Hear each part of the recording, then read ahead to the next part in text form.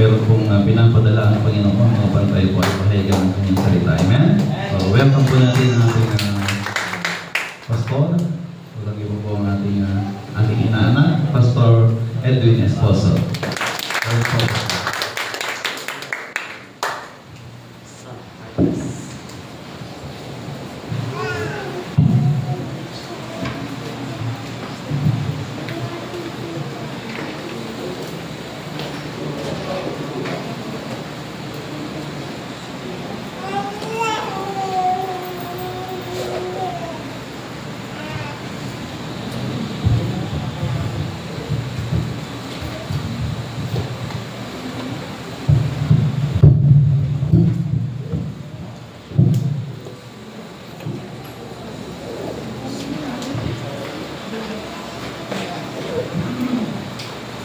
So, isa pong napakagandang umaga sa ating lahat sa pangalan po ng ating Panginoon Jesus.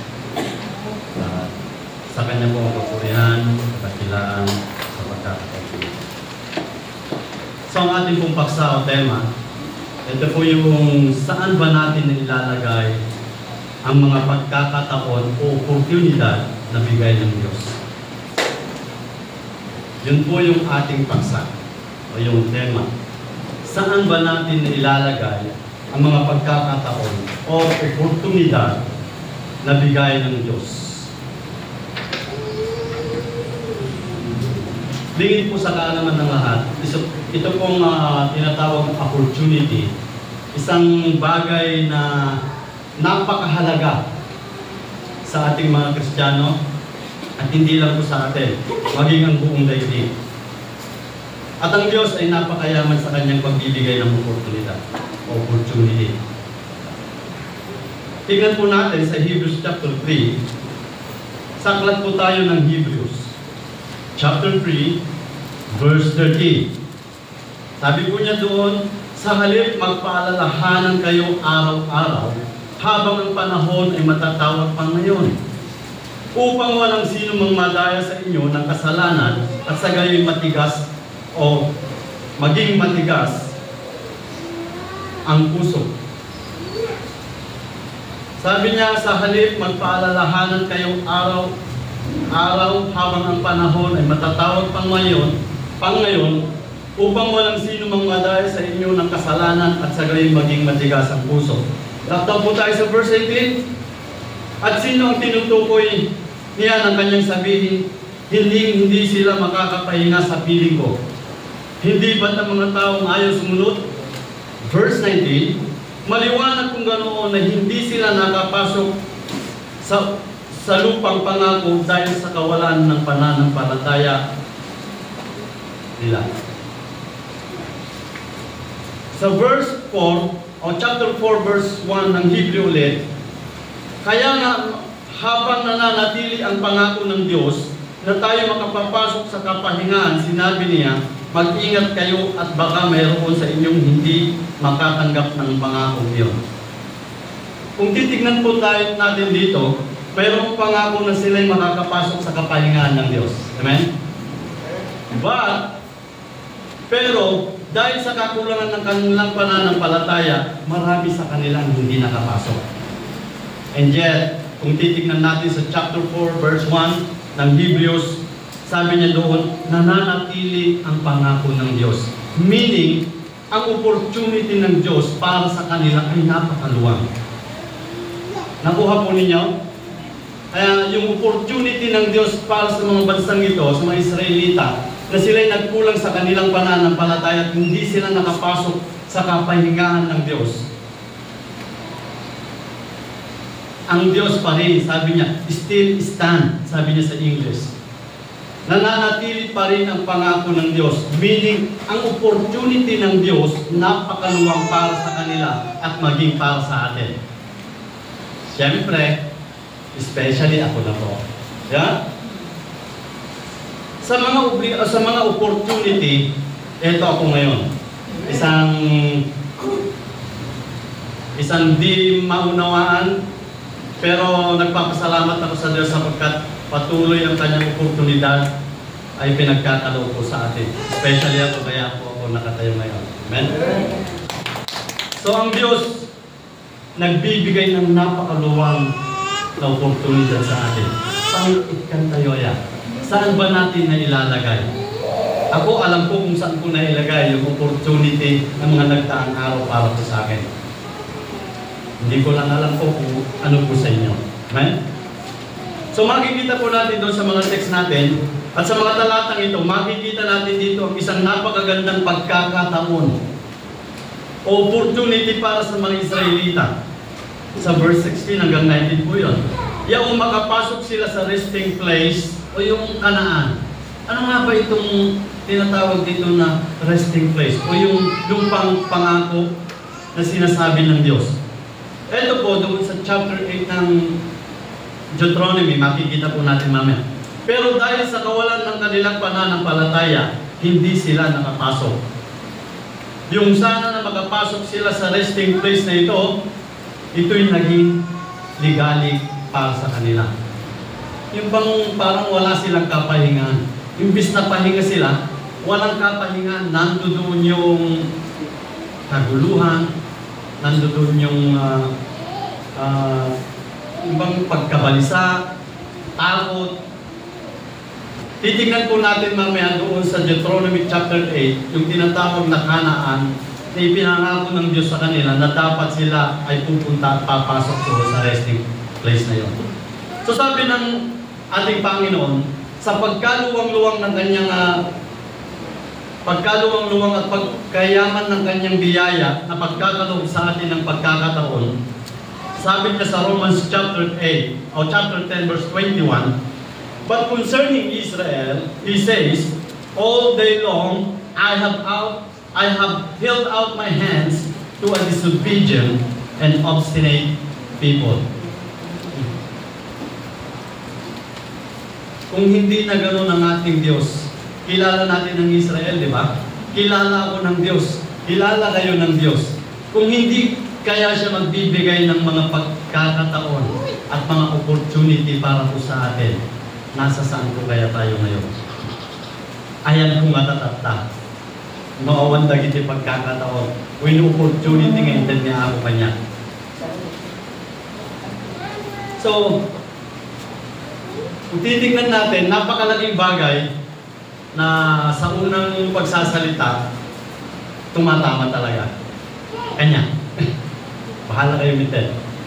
Pero kung tinitignan ko, yung aral na mapupulot po natin dito, ang opportunity talagang dapat huwag mo itong papalampasin. Makikita po natin mamaya. Ito po yung mga katanungan na ating pong pag-aaralan. Una, saan ba natin nalalagay pagkakataon na bigay ng Diyos? Ano-ano yung mga oportunidad na bigay ng Diyos? Meron ba o wala? Ada ba? We know one. Awan. Gaano ba kahalaga ang oportunidad na bigay ng Diyos sa atin, sa iyo, sa ating lahat at sa mga Israelita? Gaano ba kahalaga? Gaano mo ba ito papalahagan? Igagrab mo ba ito o hindi? Kung igagrab mo ito o hindi, may panganib bang dulot, sir? May panganib bang dulot kung walang oportunidad? O yung hindi mo sasamantalahin yung oportunidad na bigay ng Diyos sa'yo? Yun po yung mga katanungan na atin pong pag-aaralan. Nakakasunod po ba kayo? Okay. So, mga magagandang tanong na dapat pahalagahan patungkol sa pagbibigay ng Diyos ng mga oportunidad at pagkakataon. Umpisan po natin sa ating tema, saan nga ba nilalagay mga pagkakataon na bigay ng Diyos? Ang opportunity, kapag nagbigay ang Diyos ng oportunidad, tandaan po natin, ito'y laging nakatuon sa ating spiritual. Nuhang na nakatuon ito spiritual, baka may yatayo ka. Sa akin na lang po, may mga pagkakataon na dumating sa ating buhay at ito'y parang hindi ayon doon sa spiritual. Kasi kung alam ninyo, maraming trabaho, marami akong grinab na pagkakataon patungkol sa work, patungkol sa finances, na namamalayan ko pa unti-unti na akong lumalayo. Baka hindi naaayon although binibigyan tayo ng pagkakataon, pero para sa akin, parang ito'y lumalayo na doon sa layunin ng Diyos. Siyempre, alam ko naman yung work ko as preacher o isang tinawag na maglingkod sa ating Diyos, namamalayan ko din na napapalayo din ako dahil sa oportunidad na ito. Kasi igrinagrad ko eh. Oray, basit itinanid ko dyan, parang alam ko na kaya kayo na. Yung kaya men kasi. Pero nakikita ko doon, ilalagay ko na yung oportunidad na sa halip na yung maging lingkod, tumulong sa gawain ng Panginoon dahil sa oportunidad na bigay ng Diyos na mga gawain hindi angkop, sabihin na natin, napapalayo ako. Imbis na pwede mong i-align, pwede mong itama, pero siyempre dahil sa busy-busy ka na nga, napapalayo ka na talaga. Ang kagandahan na sa ngayon, meron akong alam konti doon at natawag pa ngayon ako sa ganito pagkakataon. Amen? So yung pagkakataon na yun, yung oportunidad na sa likuran ko, pwede ko na rin i-aplika. Pagkakataon ko yun. Amen? Saan ba natin ilalagay mga pagkakataon? Yung mga oportunidad, saan ba natin ilalagay? Ito ba'y naaayon sa ating spiritual na buhay? O hindi? So kung titignan po natin at susuriin po natin sa banal na kasulatan, unang bagay ng Diyos na ipinapasilip ay yung maligtas ang tao. Yan yung first step na binibigay na pagkakataon ng Diyos para sa buhay ng bawat isa ay yung maligtas. Amo yung kakabsat orin ni daigdig, nagkaabang ng mga pagkakataon yan. Pero hindi nila tinitignan yung pagkakataon para sa kanilang spiritual na pamumuhay. Business, grab agad. Diba? Trabaho, grab agad. Pero yung sa kaligtasan nila, hindi nila ito binibigyan ng pansin. Napakalaking oportunidad na para sa kanila na yung sana sila'y maligtas, pero hindi nila ito binibigyan ng pagkakataon. Yun yung unang bagay na pinapakita ng banal na kasulatan para sa atin, yung maligtas tayo. Yung madala tayo ng Diyos doon sa kapahingahan. Di ba? Alam ko naman na tayo, meron tayong kapahingahan, di ba? Siya, bahala kayo na tayo. Hindi na kayo sumubat. Sa dami na rin ng past experience, iba talaga yung nasa sa Panginoon ka. Oray basit pinansyal, adalat ay iti kapahingahan. Diba? Aminin ti sarili tiyay. Awan ka kiniya ako, ado iti project, ngayon, kasla legalig ka. Imbis na doon ka pupunta doon sa resting place, o sa kapahingahan, o sa iti abay ti ako. Awan. So ito po yung, kung ating babalikan ang kasulatan, ito po talaga yung sinasabi ng banal na kasulatan. Para sa mga Israelita at maging sa buong daigdig na sabi ng ating Panginoon, ang kamay ng Diyos ay laging nakalatag. Nakakasta na kanayon eh. Ngimman manong kakapsat, iti mangkita, iti na panakisalakan. Hindi po nila ito binibigyan ng pansin. Every day, sabi niya, araw-araw, ang kamay ng Diyos ay laging nakalatag.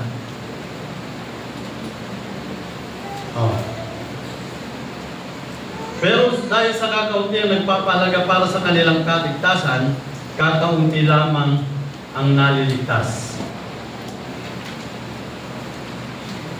Sa Israel, isang napakagandang pagkakataon po para sa kanila, yung makapasok po doon sa resting place na sinasabi po sa Hebrews. Sa Deuteronomy chapter 8, makikita po natin doon yung pangako ng Diyos sa kanila. Deuteronomy chapter 8,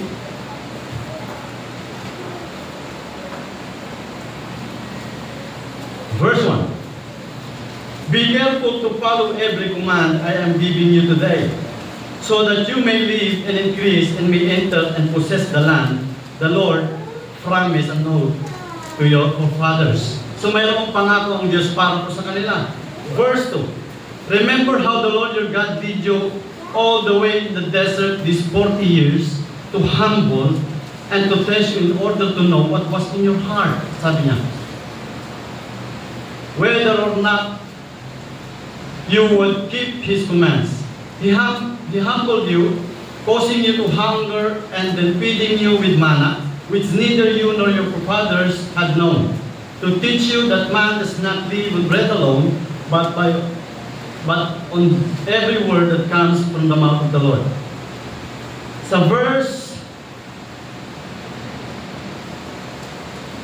7, for the Lord your God is bringing you into the good land, a land with streams and pools of waters, with springs flowing in the valleys and hills, a land with wheat and barley, vines and fig trees, pomegranates, olive oils, and honey, a land where bread will not be scarce and you will lack nothing, a land where the rocks of iron and can dig copper out of the hills.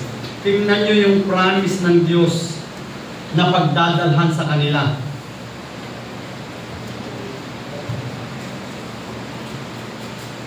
Napakayaman. Lacking nothing, sabi po niya. Hindi sila magkukulang. Maging yung mga burol, mayroon silang daigiti makalida. Daigiti nababak ng bato o stones yung mga gold. Parang gano'n. Mayroon doon mga bukal. Mayroon doon. And yet, hindi sila nakapasok. Kung alam lang sana nila yung nag-aantay sa kanila. Pero kung titignan natin, yung paglabas pa lang sa kanila, isang bagay na dapat nilang tignan at samantalahin yung pagkakataon nila. Amen? Binigyan sila ng pagkakataon na mailabas ng Diyos sa Ehipto at dalhin sila doon sa nais ng Diyos, sa doon sila makapagpapahinga. Pero dahil sa hindi nila tinignan yung napakagandang oportunidad, nagkulang pa sila sa pananampalataya at hindi sila nakapasok.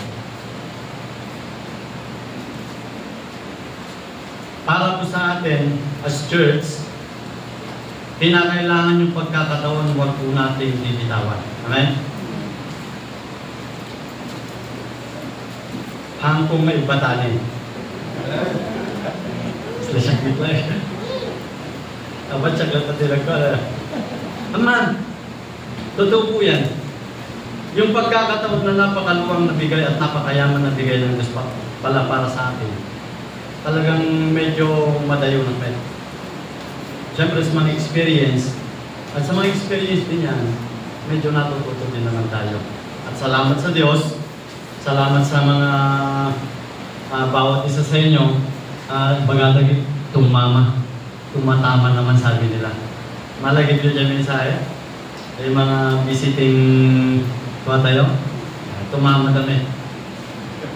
At talagang tatama din naman. Amen, di ba? So, patuloy lang po natin yung kanya-kanyang nakaatang sa atin. Kasi pagkakataon mo yan. At nagpapasalamat ako sa ganyang mga bagay. Siyempre, nandito na naman ako. Tuloy tayo. Basit-basit lang natin kitain, sabi nga ni Pastor, sa kakaunti mong kaalaman, sa diferensya ng kaalaman mo, yan yung nagpupuno doon sa pagiging matatag ng isang church. Tama? Hindi. Tama. Tsaklat naman yun. So sila, tinukol ni Apo Diyos ida.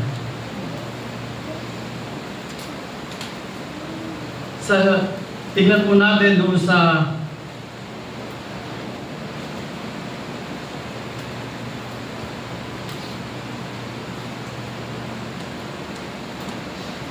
Roma.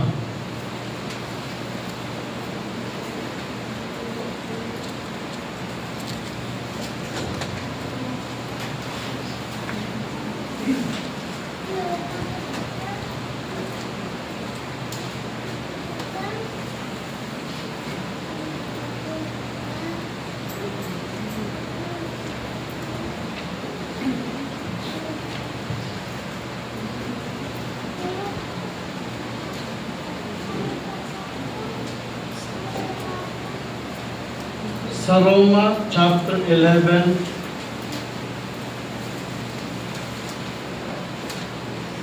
verse 19. Sasabihin mo naman, pinutol ang mga sanga upang ako'y mailugdo. Totoo yan. Pinutol sila dahil hindi sila sumampalataya. Ngunit ikaw naman ay nanatili sa puno dahil sa iyong pananampalataya. Kaya huwag kang magmalaki sa halip, ay matakot ka. Verse 21, sapagkat kung ang mga tunay na sanga ay hindi pinanghinayangan ng Diyos, ikaw pa kaya ang panghinayangan? Diyan pagkakataon o diyan oportunidad ng Israel, tinukul ida-idi ako. Ayan tayong mga nananampalataya naman ay naiupong tayo.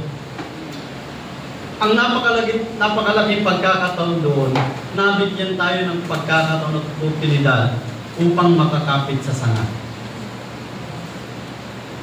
So yung warning niya dito, na huwag dapat tayong magmalaki sa halip, tayo po ay matakot. Sabi nga po niya doon, kung ang mga Hudyo ay pinutol, kung mga sanga ng ulibo ay pinutol, si tayo pa'y natamit nga naiyugpong laing.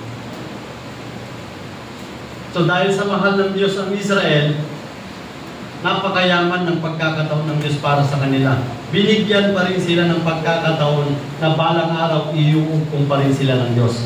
Kung babasahin pa po natin, ang mga Hudyo ay idudugtong niya muli sa puno kung sila ay sasampalataya. Sapagkat kayang gawin iyon ng Diyos. Kung ikaw na galing sa ulibong ligaw ay may dugtong sa tunay na ulibong, kaya na ito'y salungat sa kalikasan, lalo pang madaling idudugtong o idugtong sa puno ang mga talagang sanga nito. Pagyamanan tayo dahil nga kundaway. Wino pagkakataon, wino opportunity ng ipahay kanya tayo tiya ako. Naisalakan tayo. Amen?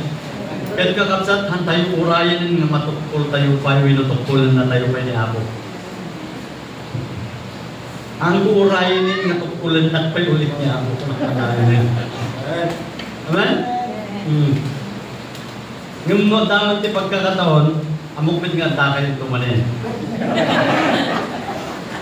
Madi ang istilahan yung magpapayagan nila. I mean, anda tayo na magpapaalalahanan at magpapangaralan, sabi niya sa banal na kasulatan. Ang maganda pumano ako nila si kayo. Di ba?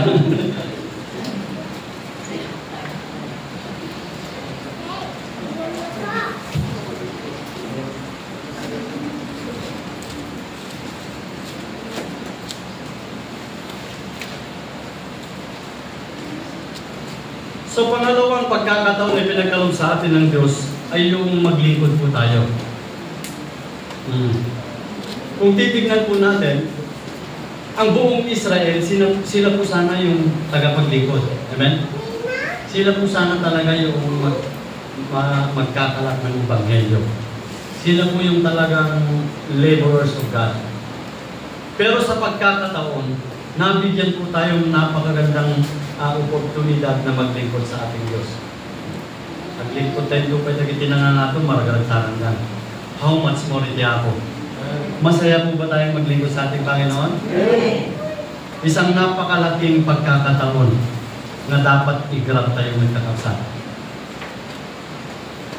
Ang Israel, dahil sa kanilang kakulangan ng pananampalataya, sila'y na isang tabi panandali.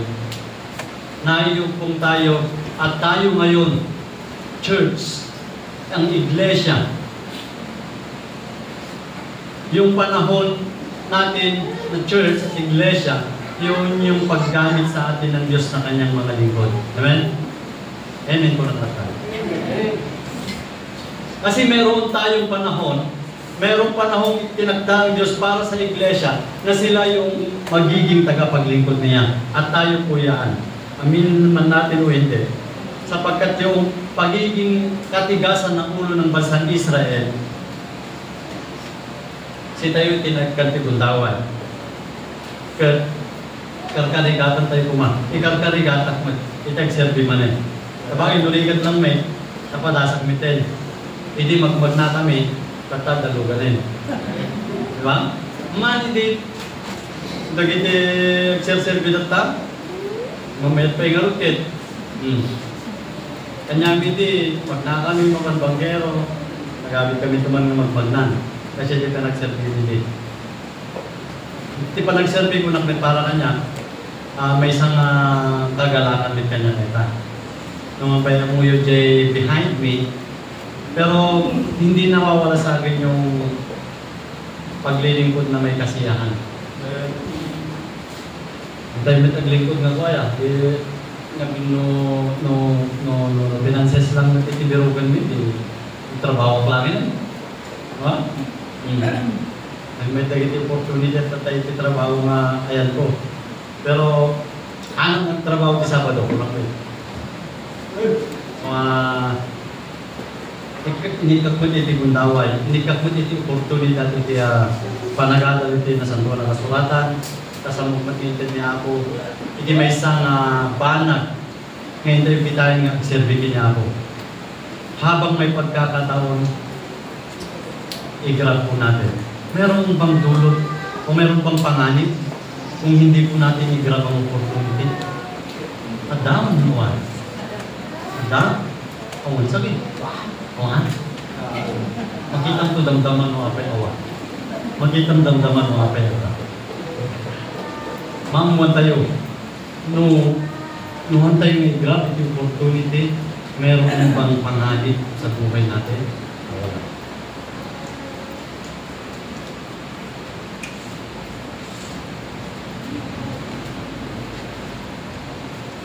So, pangtalo,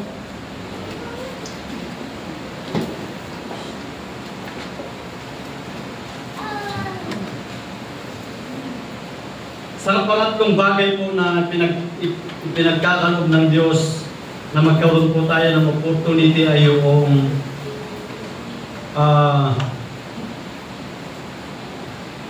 yung magkawang gawa po tayo. Ipinagkaloob sa atin ng Diyos ang mga opportunity na magkawang gawa po tayo. Ipapakita ko po sa verse 10, chapter 4 ng Pilipos. Alam niyo po yung Pilipos Church? Diba sila po yung mga benevolent, matulungi. Sabi po doon sa chapter 4 verse 10, labis akong nagagalak sa panahon sa Panginoon sapagkat pagkaraan ng mahabang panahon, minsan pang ipinamalas ninyo ang inyong pagmamalasakit sa akin, sabi ng Apostol Pablo. Alam kong hindi ninyo ako nakakalimutan. Wala nga lamang kayong pagkakataon na ipamalas ito. Ang church ng Pilipos po ay talagang manangtil. May isang ginamit iti ako, dito yung panawin ta, ngayon isudag managtulong iti gawain iti ako. Yun yung nais ng Diyos na ipakita po sa atin na pagkakataon po natin. Yung maging magpagkawang gawa din po tayo, lalong-lalo na doon sa gawain ng Diyos. And namukit nga adong dagit ni balita para ti Church Celta, takil mo ti improvement na. Magkikitak mo yung mga mangiga. So, that's good. Kung may mga pagkakataon pa tayo, samantalahin natin. Amen? Lalo kanya. Maraming, siyempre mo yung nga nagyanak kini Pastor. Maraming bagay na, siyempre, hindi ko naman sinasabing, pero family na nila ako, kahit namang kisaan. Man. So, noon dahil pagkakataon ko, talagang nga aramidi ko. Amen? Especially, ito yung pakalaganan iti ministry, panagtulong at panaglingkod. Pagkawang gawa, no, dalaki di ba? Sa tulong ng ating Panginoong Jesus. Sabi niya, Philippians Church was an ideal one in many respects. It was appreciated and benevolent, sabi niya. Talagang bukas palad na. Tapil nila itulong na Apostol Pablo, iti ministry, kaya iso iti ng palawa, iti gawain. So ganun din po dapat tayo. Una, yung panakaisalakan tayo, pahalagahan po natin yan. Pangalawa, yung paglilingkod po natin, pahalagahan po natin yan. Samantalahin po natin yung pagkakataon. Pangatlo, yung pagkawang gawa. Bigyan po natin ito ng pansin. Yes, sir.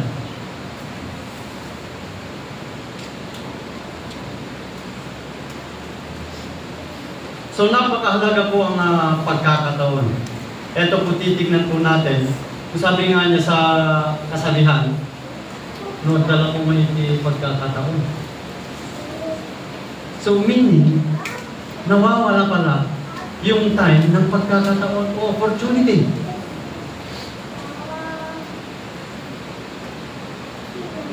Mas tumutanda, when nakukuha po ba ninyo? Englishin po ba? Hindi na.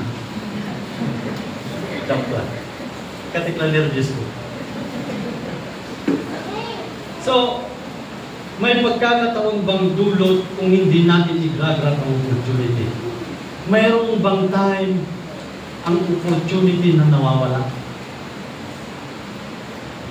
Mga anak, ititigay ko ang mama nyo dagitig opportunity tinagal na ipapay kanyayo samantalahin ninyo. Pagkakataunan ninyo yan. At the time na talaga, madimting nga awan iti pagkakataunan. Una na, kung na iti masasaw, magdalang ko na porta, kapay ka niyo. Hindi ang kaportana, umbitin yung opportunity na. O, di ba? Magdalang ko magundaway ko. Especially sa mga magulang at sa anak. Di ba, marami naman sa social media na kumbaga nagkukulang yung mga anak ng pagkakataon para sa kanilang mga magulang. At yan po yung huwag nating kalilimutan. Sa business, noon na yung pagkakataon mo, anong dapat mong gawin? Sir, in-grab mo nga sigo na yan. Gusto nga dati pagkakataon. In-grab mo, ito nga opportunity nga po kanyang nga mumibat nga mauusap para iti ministry. Kung wala ang pagkakataon, anangay nga ta. Nuhan tayo nga i-grab nga ta dagiti opportunity ganun tayo iti tayo. Anang nga ta. Saan na kaya ako ngayon? Mga magulang, di ba? Iginagrab nila yung opportunity ng kanilang pagpunta sa malayo, sa abroad. Ginagrab nila para po saan? Para po sa finances, para doon sa paglago.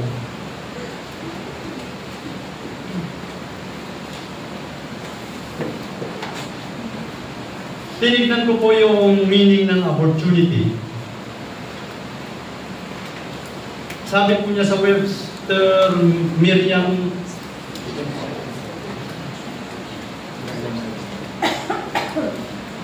sabi niya, a good chance for advancement or progress. A good chance for advancement or progress. Isang magandang pagkakataon na pagsulong o pag-unlad.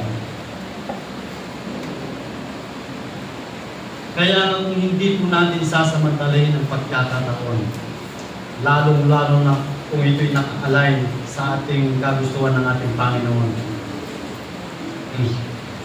Di ba?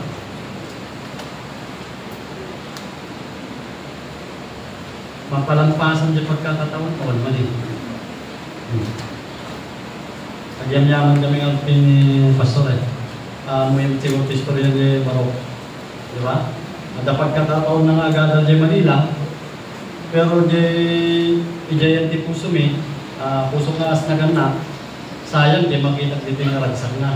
Tapos magamgamit ko isang nakinako. Kaya makinig pa sa pag may kargararag na talaga. Yung tagtaan, dapat medyo sutil na barkada na. Siyempre, ang niya aday kasutil na, hindi naman yung sutil na parang yung ibig kong sabihin, yung talagang alalain na. Parang ganon. Parang pilitin na sa nakasiyay. Pero ba't nga iti Diyos iti ng tintik pagkakataon? Siyempre, sayangin mo medyo mga dayusun na, mga wanan. Hindi ito pa yung muna niya ito, bubra na dyan. At least dito makaawin isong na, kadwa na pwede na Troy. Kampante. Kampante. Tapay ni Sir nga, Elijah, mas kampante naman. Hindi ka mo, kampante mo lagi tinaganak na, kadwa ni Kenas. Yun yung tanong, di ba? So nagpapasalamat ako sa Panginoon. Napakalaking pasalamat ko sa Panginoon. Sapagkat, di ba sinabi ko naman sa inyo na ayaw ko talaga. Siyempre, as magulang, itid tayo dito sa pagkakataon ng kanyada. Dagiti kaya ta. Itid tayo mo talaga ng daguntawin tayo, di ba? So nga yung masayasayangin. Especially, itid kanya iti ako mag-serve.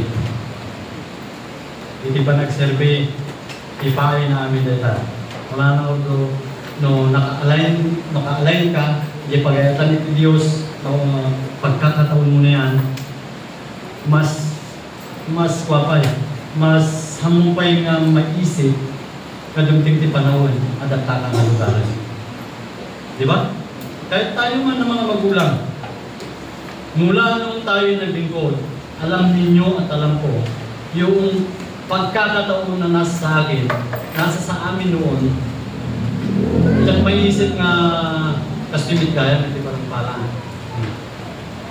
Easy life. Parang hindi naman sa pabanji-banji ka nga hindi naman ganun ibig ko sabihin. Parang nandoon yung kapahingahan.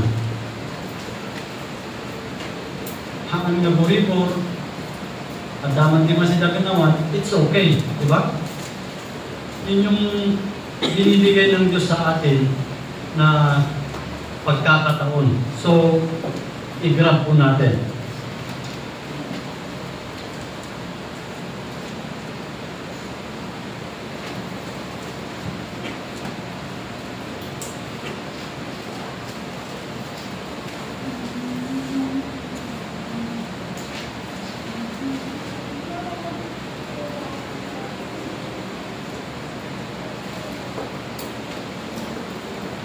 So, gaano kahalaga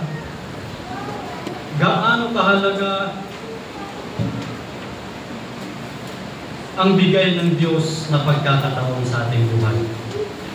Mahalaga ba ito o hindi? Para sa mga unang lingkod ng Diyos, gaano nila ito pinahahalagahan? Yung pagkakataon na dumating sa kanilang buhay. Kung titignan po natin at susuriin sa banal na kasulatan, ang kanilang pagbibigay ng pagpapahalaga sa mga pagkakataon na pinagkakaloob ng Diyos sa kanila ay upang matapos nila yung trabaho na nakaatang sa kanila. We all know yung mga trabaho po natin. Meron po kanya-kanyang work, di ba? So gaano ba natin ito pinapahalagahan? Binibigyan pa natin ito ng pagpapahalaga at sinasamantala ba natin yung pagkakataon, yung opportunity na binibigay ng Diyos sa atin para matapos po natin yung ating gawain o yung itinakdang trabaho? Winoowan lang. Diba? Kailangan mabigyan po natin ito ng halaga. Ayun po yung kumbaga sa mga namumuno, aglipaston, ako malalampasan na. So, di ba? Ganon din po sa ating Panginoon. Ganon din po sa mga lingkod na pinili ng Diyos nung unang panahon. Doon sa kanilang mga kapanahunan, unang-una ay upang matapos nila ang kanilang trabaho. Sa Filipos chapter 3 verse 14, sabi ni Apostol Pablo, nagpupunyagi ako patungo sa hangganan upang makamtan ng gantimpala.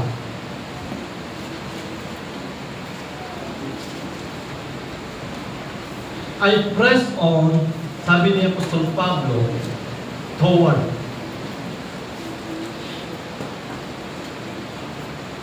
Nagpupunyagi ako patungo sa hangganan upang makamtan ng gantimpala ng pagkatawag sa akin ng Diyos sa pamagitan ni Kristo. So sinisikap niya at sinasamantala niya ang pagkakataon upang matapos ang kanyang trabaho. Alam naman natin hindi maalis mga problema, yung mga pagsubok, yung mga hirap. Pero yung pagbibigay ni Apostol Pablo, talagang pinagtuunan niya ng pansin yung pagkakataon noon. At pagkakataon, talagang makita tayo, di ba? Uri pa yung pagbalutan, naging apostoles, di ba? Uri nun din di papananda, nandoon yung pagpupursitin nila. Yun yung pagkakataon kasi nila. Para yung kanilang trabaho ay mai-apply nila. Kung titignan natin, wala sa kanila yung tinatawag na hindi angkop na lugar. Basta lang maligpas da, yung trabaho, yung mayaramid da, yung trabaho nga nakaatang kanya da. Ano? Yun yung yung kahalagahan o pagpapalaga nila para sa kanilang trabaho. Kaya Apostol Pablo po yun.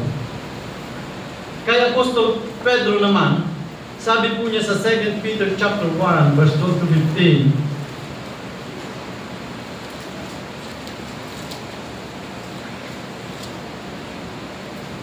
Peter chapter 1, verse 12 to 15. Kaya kahit na alam na ninyo ang katotohanan inyong tinanggap at matatag na kayo rito, lagi ko pa rin kayong paalalahanan tungkol dito. Minamabuti kong sariwain ito sa inyong isipan habang ako'y nabubuhay pa. Hantayin mo mabasa ka kabsat dagiti pagkakataon mo yung word. By the word pagkakataon, pero habang nabubuhay ko na. Meaning, habang mayroon pa siyang pagkakataon, sinasariwa pa rin niya.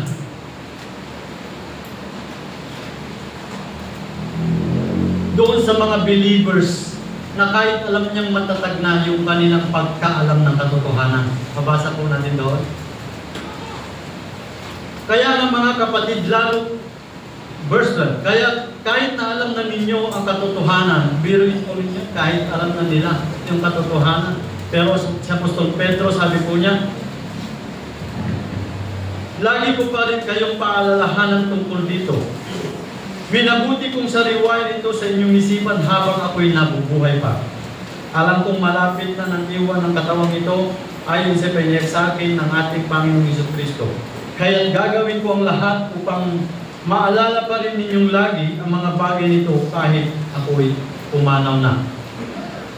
Yun po yung pagpapahalaga din ni Apostol Pedro. Na kung titignan natin, habang buhay pa siya, parang si Pastor agsagit, ito numapang ka, ibangungan na ka. Di ba? Gapo lang ititrabaho. Titignan po natin yung pagsusumikap niya. Si Apostol Pedro, sabi po niya, habang nabubuhay, pinagsisikapan ko palalahanan kayo. Uray pa ang muyon, iti kinapudno ko na. Uray matatag kayo ko na. Habang at nagundaway, kita parang kasama ka ni Pastor Pedro niya. Nagkakapsot ni si Sunday na panak na. Kailawan mo sa pa yun, kung nagkakutat, bumangon pa yun. Kahit mahina, basta yung trabaho na may ikuha na namin din na yan. Datayo mo yung gata.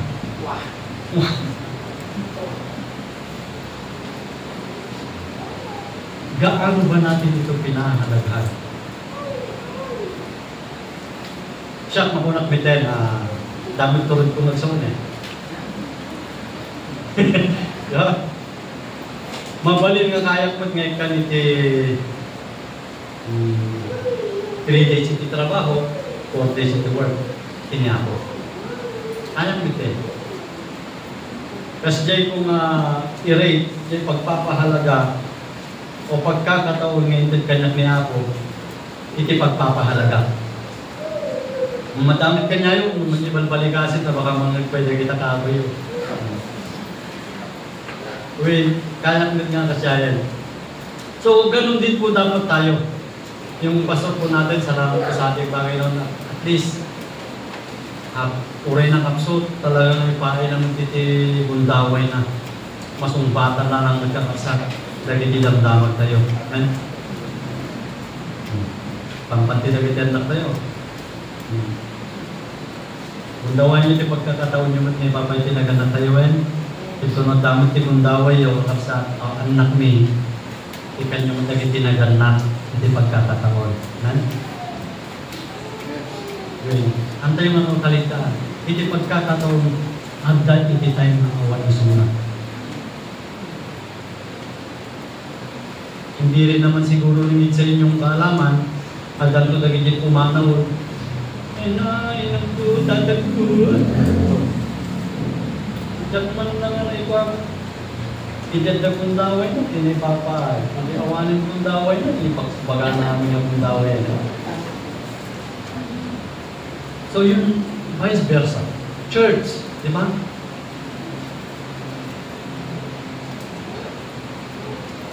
Noong kanya, siguro aduti gundawin nga kahit kung Ukraine. Ito especially kadagit kini Pastor. Nakil na talaga niya yung pahay ng kanyang pagkakataon, gundaway, yung pahay na kanya. Iti-dating nga pa nag-survey. Hindi ko naman sinasabi na tingnan din natin. Ang movement ng Ukraine yun, di ba? At nagpapasalamat po tayo sa mga ganyang kaisipan ninyo at puso dahil sinisikap din naman ninyo na sa mga pagkakataon na bibihira o mayroon mang dumarating, pinagkakaloob pa rin ninyo sa ating mga pastor. Umukda kita kakapsan. Salamat sa ating Diyos sapagkat binibigyan tayo ng mga pagkakataon. Nawawanin na ganit pagkakataon, di ba sa pelikula sabi po niya, amok na kaya't yung mga aramidin, kurang kayo lang hindi pagkakataon. So pag sumakitan po natin, pagsikapan po natin, maging isiputan tayo kakapsat, nagitipundaway gaya ng magagumtel, ibig tayo, na kaya't gaya mong ay tiya ko ay maraming kanya tayo. Baka ato dagiti mapalampas tayo magundaway, Jesus, nariga din, di ba? Oh. Especially iti pa nakaisalakan dagiti families tayo, takil natin nga nagdagundaway tayo. Ipahay tayo kakapsat. May sapay, kini Jesus Christ. Kasak mo na nga ngayon ka iti pagpapahalaga dito. Yawan nitin.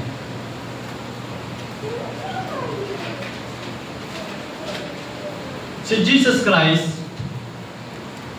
kung titignan po natin sa Lucas chapter 13 verse 32, niya ako papanawon na dyayin, tapatayin kanusunan ni Herodes. Yan po na niya ako sa Lucas chapter 30 verse 32.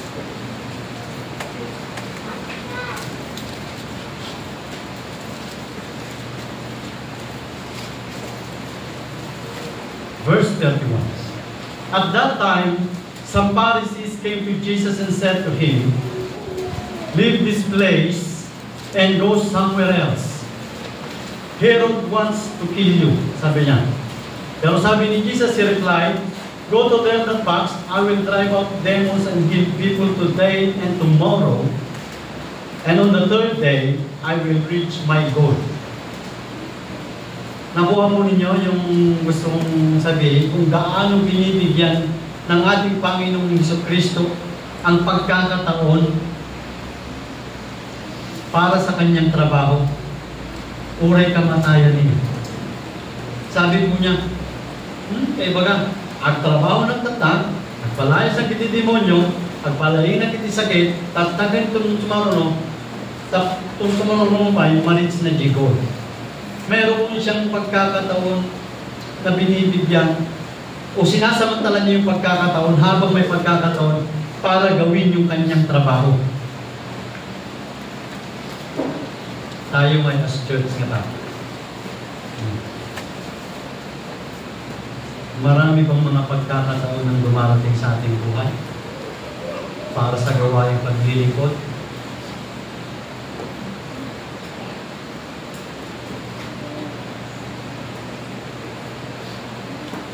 Sa Galatians chapter 6 verse 10, sabi po niya doon, kaya nga, basta may pagkakataon ay gumawa tayo ng mabuti sa lahat ng tao. Lalong-lalo na sa mga kapatid natin sa pananampalataya. Nagagawa po ba natin ito?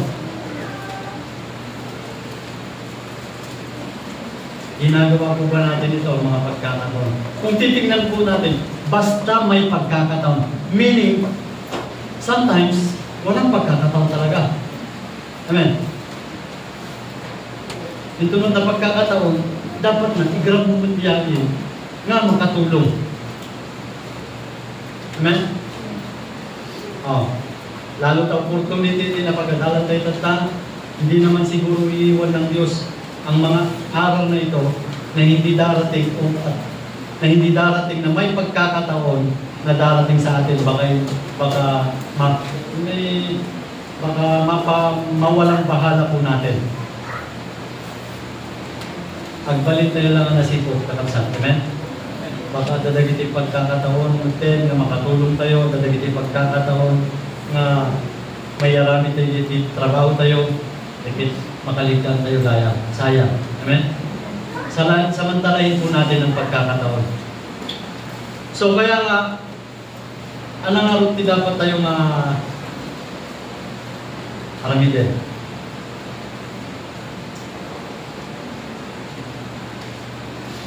Pagsumikatan po natin na gawin ang mga bagay na nais ng Diyos sa ating buhay. Tignan po natin yung mga pagkakataong napakayaman at napakarami upang hindi po masayang yung mga pagkakataong na binibigay sa atin ng Diyos. Amen? So, wala lang po.